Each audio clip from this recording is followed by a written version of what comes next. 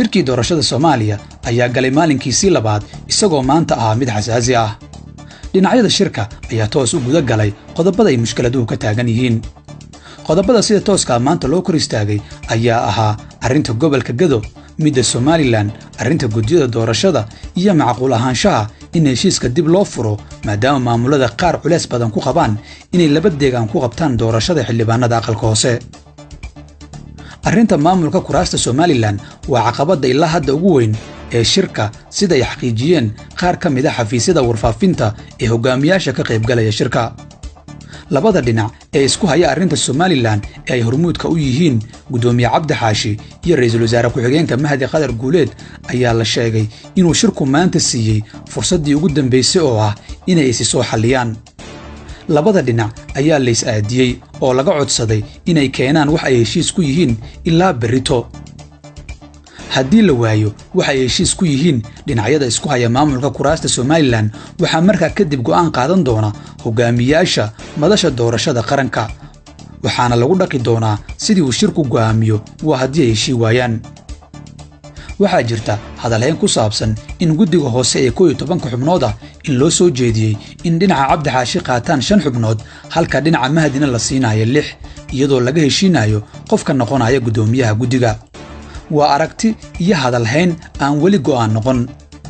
wararkii ugu dambeeyay ee dhinaca kuraasta Somaliland waxay sheegayaan in ilaa caawa la filayo inay go'aan gaaraan dhinacyadu.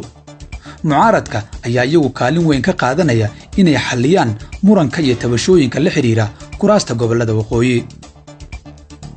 arrinta guddiga doorashada culeys badan kama jiro maadaama isfahamkii Baydhabo uu soo jeediyey in guddiga laga saaro dadka la tuhunsan yahay ee u shaqeeya hay'adda sirdoonka ee NISA iyo xafiisyada madaxda sare.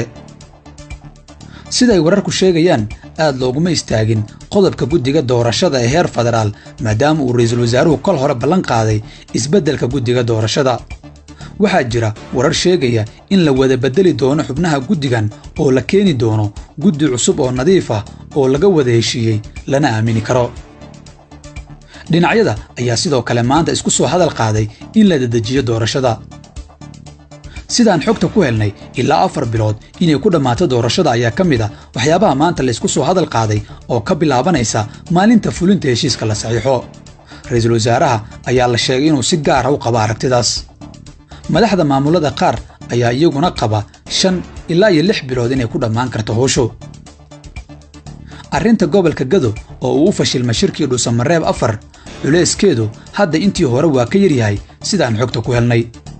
Axmed Madoobe ilaa hadda waxaa laga soo wariyey inuu ku qanacsan yahay hannaankay wax ku socdaan, xilli uu isfahamkii Baydhabo xeerinayay inuu isagu soo magacaabo maamulka gobolka iyo midka degmada kadibna uu soo diro guddiga doorashada ee heer dowlad goboleed iyadoo halkaa la geynayo booliska ciidanka AMISOM.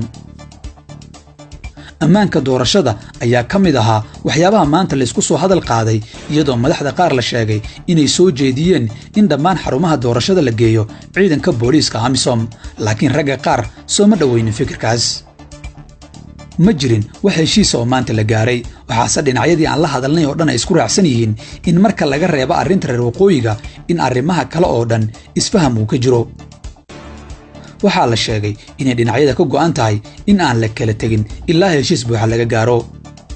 rajo badan ayaa laga qabaa in labada cisho ee soo socota uu shirku miro dhali doono. arrinta halka deegaan doorasho ayaa iyaduna sii xoogaysanaysa iyadoo la sheegay inay dhammaan madaxda maamul goboleedyada ogol yihiin. mas-uul sare oo xoogaal ah oo aan la hadalna waxa uu sheegay in ragga arrinta wada inaanay ku dhicin inay farmaajo ku soo qanciyaan qorshahooda kaas oo laba deegaan doorasho u arka waxqabadkiisa ugu weyn ee doorashada 2021. waxaa kaloo laga cabsi qabaa in haddii dib loo furo heshiiskii 17 Sebteembar inay soo bixi doonaan doodo hor leh iyo inuu qof walba la yimaado qodobo uu rabo in heshiiska lagu siyaadiyo. si guud shirka waxaa laga soo sheegayaa inuu u socdo si xiiso leh iyadoo dhinacyadu ay si wanaagsan isula jaanqaadeen labadii maalmood ee kulanku socday. waxaa la filayaa inuu berri sii socdo shirka looga hadlayo arrimaha doorashooyinka Soomaaliya. maxay kula tahay?